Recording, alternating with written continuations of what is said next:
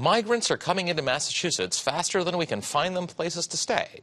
And while the state has set up short-term sites to expand the state's shelter capacity, including one part-time shelter at a former courthouse in Cambridge that closes during the day, hundreds of families are on their own as they wait for beds to open up. Governor Maura Healey is calling on Congress for help, urging lawmakers to pass immigration reforms and put more federal funding towards the crisis. But why exactly is this problem so hard for Massachusetts to solve in the first place? I'm joined now by Iván Espinoza Madrigal, Executive Director of Lawyers for Civil Rights, and Dr. Geralde Gabeau, Founder and Executive Director of the Immigrant Family Services Institute.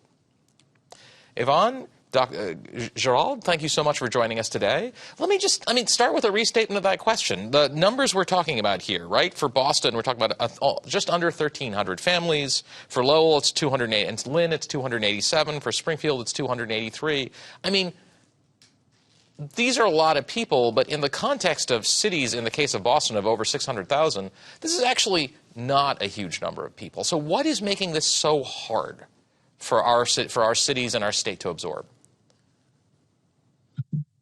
I think the starting point here is that this is a shared responsibility. We all have a responsibility to support the migrants that are arriving into our country. Many of the migrants are fleeing horrible and harrowing experiences of violence. We also have many families that are being transported by southern states like Texas and Florida into northern cities.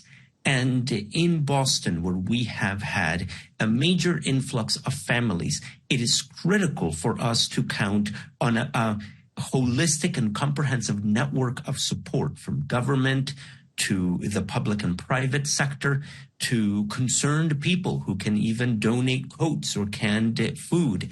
All of this is critical to be able to come together to solve the migrant crisis that we are experiencing.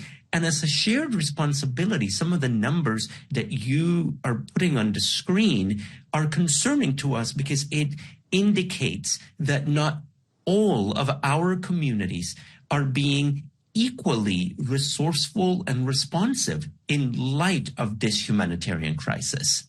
So I actually do think that's worth discussing as well, because if Boston is getting 1,299 families, which I would estimate means a little under 5,000 people. I don't think we know exactly what that number is, but in that ballpark, a little under 5,000 people. We have other towns in the area that are smaller than Boston, but Brookline, that has absorbed 32 families, Norton 22, Milton 2, and Newton the astonishing number of 0. So I would say, what's going on here? So if 5,000 people, roughly, is a lot for Boston, it's still 5,000 in a city of 650,000 people. That's about the size of a medium-sized convention, I think. So if that's hard for us, why is it, well, it's not impossible. What's going on that Newton has 0? I mean, that's a good question, and one that we always say that we are currently facing a humanitarian crisis. So I try to stay away from the word migrant crisis because basically when you look at it, the migrants did not really create a crisis. We already had kind of, a contextual framework where there were so many issues already, in existence. And then by the time that they arrive, so it feels that they are the one creating the crisis when in fact they are not. So this is so important for us to mention. And also, as we are thinking about this humanitarian crisis, we are also calling on every single city and town to really step up and help. Because had they have done, if everyone were to say, you know what, yes, I want to play a role, as Iván said, this is a shared responsibility. We all are called to play a role. So if every town and city they were like to really play their role fully, we will not even talk about a crisis because all of those families would have found enough place, to stay, to live, and to be integrated into their communities. So, I think it's a call to action. Maybe some of the towns probably they are still not understanding what's going on, and we probably need to educate them more so that they can get involved more. So I think it's the time for all towns, cities, and to come up and say, yes, I want to help, because this is not a real crisis when we look at it. So I want to keep pushing on this a little bit. If we're trying to, so because this is not going to be a one-time thing. If we look at what's happening in Latin America, if we look at the expectations for what's going to happen with climate change in societies to our south, like, we are going to keep getting large numbers of people, so we better figure out what we're going to do about it. And it strikes me that I have not seen a plan that lays out what we're going to do about that at all, or how we're going to share that burden across the state as a whole. So I'm going to focus in again on the cities. Newton we had at 0, Milton at 2. Wellesley wasn't on our graphic, but Wellesley, I believe, is also at 0. What is stopping these towns, which are wealthy and extraordinarily well-resourced places in Massachusetts, that, judging by the voter rolls, are filled with good liberals who are strongly pro-immigration, what is stopping these towns from taking families in? I think there are a couple of things to unpack here. One of them is, and I'll do some pushback here, I don't think migration will always be at a high number. Migration ebbs and flows based on a wide range of different factors. And so right now we are seeing a spike. That's undisputable. We see the numbers across the country, but that spike can also easily go away.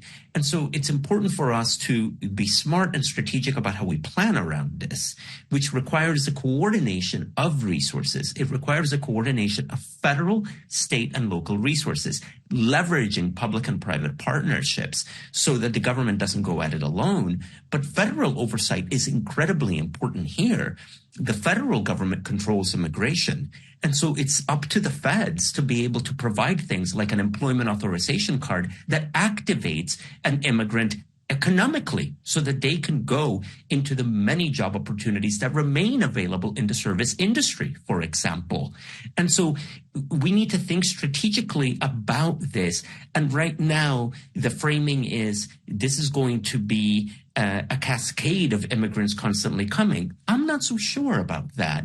And at the same time, we also can't label them a drain in our system or as undesirable, particularly in the affluent suburbs that have not received many migrants, because it is important for us to see them as an economic opportunity for our Commonwealth. And so we need to invest in the migrants as well. And so this is an effort that needs more strategy, more coordination at every level, and that needs very much a better system to house and integrate them into the community along the lines of the integration points that Dr. Gabeau was just mentioning.